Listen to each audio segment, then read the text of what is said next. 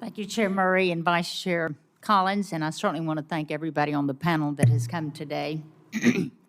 And I certainly look forward to discussions on many of these issues with Chairman Schatz, as we've worked very well together.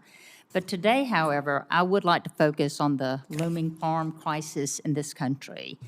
And I'm going to just start with the bottom line up because we do not have a farm bill.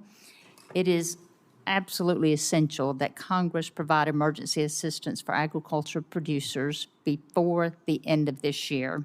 Even if we passed a farm bill today, under the traditional farm bill structure, assistance would not reach the farmers in time. And the assistance needs to be robust, and it needs to be implemented swiftly. And then the third thing is we must address all types of disasters. And when I say that, I'm referring to natural disasters as well as market-related disasters. I'm the former Ag Commissioner of my state. I'm the former chairman of the Senate Ag Committee in my state and serve on Ag now. I've never had lenders and farm credit lenders and bankers to look at me and say, we are not going to be able to finance these farmers. I've never had that happen until now. Senators Ossoff and Tillis, they did a great job explaining the hardships facing farmers due to natural disasters. But we also need to focus on market disasters as well, which doesn't seem to be getting the proper attention. The devastation of Hurricane Helene is clear, and my heart goes out to those farmers. I've been to North Carolina. I've talked to those people. It is devastating.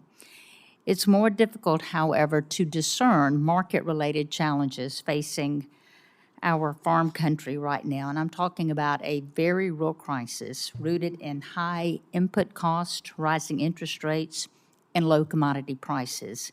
The USDA's recent 2024 cost of production reports best illustrates this market disaster. Here's an example of what farm data from the report. It cost an average of $895 to produce 1 acre of cotton in 2024.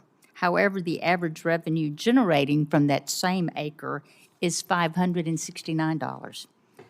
That is a $326 per acre shortfall loss between expenses and revenues. And we all know that revenues must exceed expenses to make a profit. Losses like this can add up so quickly. If a farmer planted 3,000 acres of cotton this year, that would result in a total net loss income loss of almost $1 million. $978,000 is what that farmer would lose. Obviously, nobody can exist under this. You just can't recover from that. These types of scenario were playing out across the country for all major row crops. These high input and depressed prices are hurting everyone. I mean, we're talking potato farmers, apple farmers, dairy farmers, catfish farmers, you name it. But this year, producers in Mississippi and across the country are reporting some of the best yields ever. That's what's so hard about this. And they did everything right. Yet they will go out of business if they are able to unsecure financing to farm next year. The high costs, the high interest rates, and the low prices is definitely the perfect storm. You may be hard-pressed to find a lender able to finance a farmer who is that deep in the hole, and we understand that. Just like the weather-related disasters, adverse market conditions are completely out of the farmer's control. Examples of the market loss assistance from the past, the ad hoc assistance for farmers is often misconstrued as Congress just responding to damages caused by natural disasters. While natural disasters are a common justification for ad hoc assistance, Congress also approved market loss assistance because of damaging economic effects.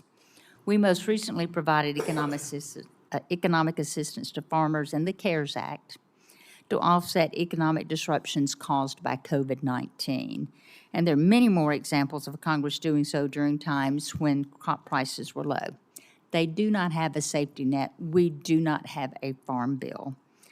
The Omnibus Appropriations Act of '99 provided more than $3 billion in market loss payments to farmers due to low commodity prices.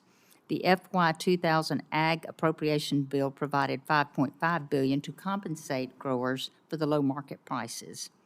The Agriculture Risk Protection Act of 2000 provided money also. So today, the American farmers and ranchers are experiencing literally unprecedented market conditions. So my question is, I'm running out of time here, is to USDA Secretary Troll Small, which I so much appreciate the work you've done. Ms. Secretary, I was pleased that OMB requested the $24 billion, but should Congress provide supplemental funding for market losses, will you work to ensure the department implements those funds in a swift and effective measure? Senator Hyde-Smith, thank you for your question, and whatever Congress establishes, it is our responsibility to deliver. Also recognize that I've spoken with farmers as well who are struggling, particularly when it comes to input costs. As Congress identifies, makes the hard choices about disaster funding as well as other economic assistance in the wake of fiscal conservatism, we know that we've got to look deep into which farmers are struggling. And so that same report you referenced does also acknowledge that in the last 4 years, total average net farm income has been up above the 20-year average, including one banner year, and the rest of the years all above 2014, or all as high as they'd been since 2014. So that means we've really got to dive into those details about who are the farmers who are struggling, and how do we support them, both this time and tracking a future where we're taking on challenges like domestic fertilization production and increased market opportunities. Yeah, with the high cost and the interest rates, I mean, we're expecting to lose 20% of good producers. So I do think this is a true emergency and a crisis for our farmers. Thank you, Madam Chairman.